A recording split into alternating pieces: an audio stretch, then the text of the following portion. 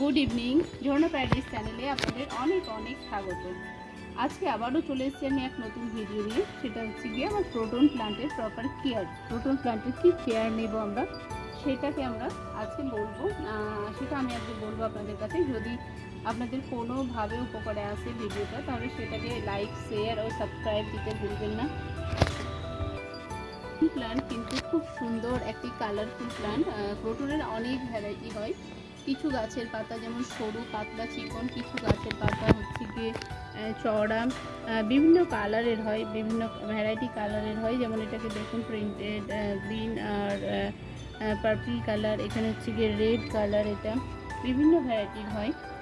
কিছু ট্রিস্টেড লিফ থাকে, তো এইভাবে করে ক্রোটন প্লান্টের লিফের বিভিন্ন ভ্যারাইটি হয়।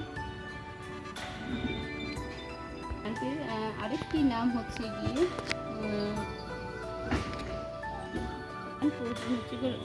ক্রোটন প্লান্টের আরেকটি নাম। এটি হচ্ছে ইন্ডিয়া এবং মালয়েশিয়াতে খুব সুন্দরভাবে গ্রোথ হয়, ভালো। ইন্ডিয়া ও মালয়েশিয়াতে খুব ভালোভাবে হয়। এর জন্য প্রপার যে ওয়েদার, সেটা কিন্তু ইন্ডিয়া এবং মালয়েশিয়াতেই ভালো গ্রো পাওয়া যায়। ক্রোটনের সায়েন্টিফিক নাম হচ্ছে কি কার্ডিয়াম ভ্যারিগেটন। ক্রোটনের খুব সুন্দর একটি ভ্যারাইটি। ক্রোটন প্লান্টের পট নির্বাচন, আমরা ক্রোটন প্লান্ট লাগাবো কী ধরনের পটে এবং কত ইঞ্চির পটে। তো প্রথমেই আমি বলবো, ক্রোটন প্লান্টের জন্য মিনিমাম 8 ইঞ্চির পট লাগবে, আর যদি ম্যাক্সিমাম বলা যায় সেটা 12 ইঞ্চির পট হলেই হবে।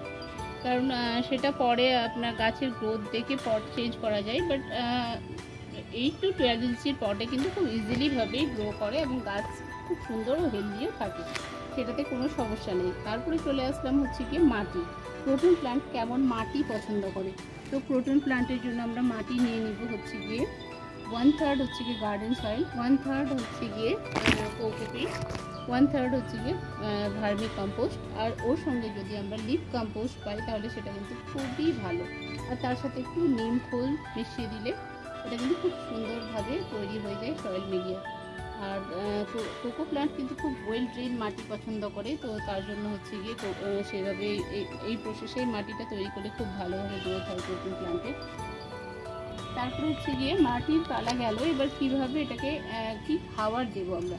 তো ক্রোটন প্লান্ট কিন্তু অর্গ্যানিক খাবার পছন্দ করে, তো তার জন্য আমরা অর্গ্যানিক খাবার বলতে সর্ষের খোল, যেমন 1 চামচ সর্ষের খোল যদি ভিজিয়ে নিই, সেটাকে 24 ঘন্টা ভিজানোর পর দেওয়া যায়, সেটা খুবই ভালো। ভার্মি কম্পোস্ট, তো এভাবে করে মাসে 15 দিন অন্তর অন্তর যদি সর্ষের খোল, ভিজানো জল, তারপর হচ্ছে কি ভার্মি কম্পোস্ট, এইসব অর্গ্যানিক সার দিলে খুবই পছন্দ করে। আর সবচেয়ে প্রিয় খাবার হচ্ছে কি ক্রোটন প্লান্টের এপসাম সল্ট। 1 চামচ এপসাম সল্ট 1 লিটার জলে যদি মিশিয়ে দেওয়া যায়, তাহলে কিন্তু ক্রোটন প্লান্ট খুবই হেলদি এবং ভালো থাকে। এবং এভাবে করে রোটেশন করেই কিন্তু ক্রোটন প্লান্টের খাবারগুলো দিলে ক্রোটন প্লান্ট খুব ভালোভাবে ইজিলিভাবে গ্রো করে যায়। টেম্পারেচার কেমন, টেম্পারেচার বা কেমন পছন্দ করে, কেমন ওয়েদারে রাখবে। ক্রোটন প্লান্ট হচ্ছে গিয়ে 10 degree celsius, minimum 10 degree celsius, আর হচ্ছে গিয়ে ম্যাক্সিমাম 27 ডিগ্রি সেলসিয়াসের উপরে যদি হয়, তাহলে সেটা কিন্তু একটু সারভাইভ করতে খুব প্রবলেম হয় ওদের। আদারওয়াইজ খুব ভালোভাবেই সারভাইভ করে। যেমন এর হচ্ছে গিয়ে উইন্টার সবথেকে গ্রোথের টাইম হচ্ছে গিয়ে বসন্তকাল টু শরৎকাল, এই গরম সিজনে খুব ভালো গ্রোথ হয়। আর এটা হচ্ছে গিয়ে উইন্টারে কিন্তু ডরমিনেশনে চলে যায়। এটাকে আমরা রাখবো কি জায়গাতে, যদি আমরা ইনডোরে রাখি, সেখানে কিন্তু হালকা সানলাইট যাতে যায় এরকম জায়গাতেই রাখবো। দিনের জন্য ইনডোরে 2 এবং 3 আওয়ার্স যেন রৌদ্র পায়, মিনিমাম 2 আওয়ার্স, ম্যাক্সিমাম 3 আওয়ার্স। ইনডোরের রৌদ্রটা যেহেতু হালকা থাকে, হালকা সানলাইট থাকে, তাহলে সেটা 3 ঘন্টা হলেও কোনো প্রবলেম নেই। বাট যদি আপনি আউটডোরে রাখেন, যেমন আমি ছাদে রেখেছি, তো সেখানে কিন্তু সকালের 1 ঘন্টা রোদ্দুরই অনেক হয়ে যায় ওর জন্য।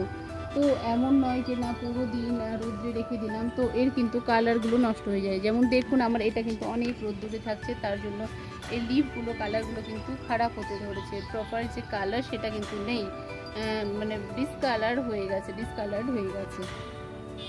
চলে আসছে গিয়ে জল দেওয়ার পালা। জল কিভাবে দেব আমরা, জল কখন দিব, কিভাবে দেব।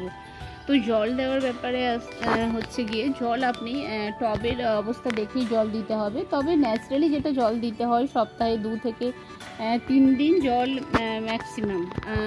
সেটা আবার ডিপেন্ড করে আপনার মাটিতে ময়েশ্চার কতটা আছে সেটা দেখে আপনাকে জাজ করতে হবে যে কিভাবে আমার গাছ জল নিতে চায় কি না।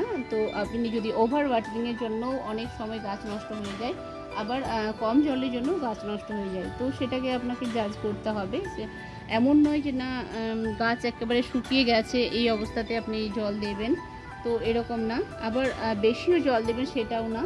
তো যে ন্যাচারালভাবে আপনাকে দেখে মাটি দেখে, যেমন গাছের টবের গোড়া 1/2 ইঞ্চি শুকিয়ে গেলে তবেই কিন্তু এই গাছ মাটি জল পছন্দ করে। তো সেটাকে আপনি দেখে নেবেন যে কিভাবে জল দিতে হবে, আপনাকে সেটাকে নিজেকে জাজ করতে হবে। আদারওয়াইজ যে আপনি নর্মালি 3 দিন জল দিতে হবে গাছে। আর উইন্টার সিজনে যদি আপনি সেরকম জায়গায় রাখেন যে না রোদ্দুর বেশি আছে, তাহলে আপনাকে সেটা দেখতে হবে, সেই অনুযায়ী জলটা দিতে হবে। ঠিক এই গাছে চলে আসছে কাটিং প্রুনিংয়ের বেলা। কাটিং প্রুনিং আপনারা কখন করবেন? কাটিং প্রুনিংয়ের বেস্ট সময় হচ্ছে গিয়ে ফেব্রুয়ারি মাস। যেমন এটাকে ফেব্রুয়ারি মাসে গাছ উইন্টারে হচ্ছে গিয়ে ডরমিনেশনে চলে যায়, তারপরে কিন্তু সব পাতা ঝরে যায়। তারপরে যে ফেব্রুয়ারি মাস তখন কিন্তু প্রুনিং করে দিলে খুব সুন্দর, সব গাছেরই তখন পাতা নতুন লিফ বের হয়। তো তখন খুব ভালোভাবে গাছের গ্রোথ হয়ে যায়। আর তারপরে হচ্ছে কি এই যে মনসুন চলছে এখন, এই সিজনে কিন্তু খুব সুন্দরভাবে কাটিং করা যায়। তো এইভাবে করেই কাটিং করবেন। আর তারপরে হচ্ছে কি কাটিং থেকেও কিন্তু প্রপোগেশন, কীভাবে এটাকে প্রপোগেশন করবেন, এটা কিন্তু যেমন দেখুন এটা আমার বুশি করে রেখেছি আমি, এটা অনেক হয়ে গেছিলো।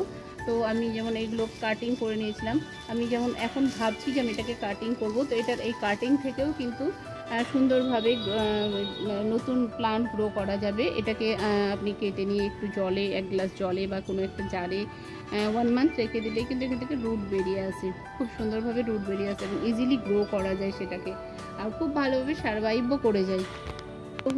প্রোটন প্ল্যান্ট কিন্তু সব কিছু মিলেমিশে খুব সুন্দর একটি প্ল্যান্ট। এটা ডেকোরেটিভ প্ল্যান্ট। এটাকে কিন্তু আপনি স্টাডি টেবিলের ওখানেও একটা কাটিং সুন্দর করে রেখে দিতে পারেন, বা এই প্ল্যান্টকে আপনি ডাইনিংয়ের কাছে রাখতে পারেন, তারপর অফিসে রাখতে পারেন। খুব সুন্দরভাবে এটা খুব কালার নিয়ে আসে এবং সেই জায়গার লুক কিন্তু চেঞ্জ করে দেয়। আশা করছি আমি প্রোটন প্ল্যান্টের যা তথ্য দিলাম আপনাদেরকে খুব ভালোভাবে বুঝাতে পেরেছি। তো এইভাবে করেই আমি প্রোটন প্ল্যান্টের কেয়ার নিই। সবাই অনেক গাছ লাগান এবং ভালো থাকুন, সুস্থ থাকুন। ধন্যবাদ সবাইকে। তো আমার কাছে 4টি ভ্যারাইটি প্রোটন ছিল। আমি প্রোটন গাছ আমার খুব পছন্দের গাছ, আমি এটাকে ঘরেও রাখি, অনেক কাটিং কেটে আমি সাজিয়ে রাখি এগুলোকে। তো আপনারা এভাবে করে অনেক গাছ লাগান এবং অনেক কাটিং থেকে প্রপোগেশন করুন অনেক প্লান্ট। ধন্যবাদ সবাইকে, অনেক ধন্যবাদ।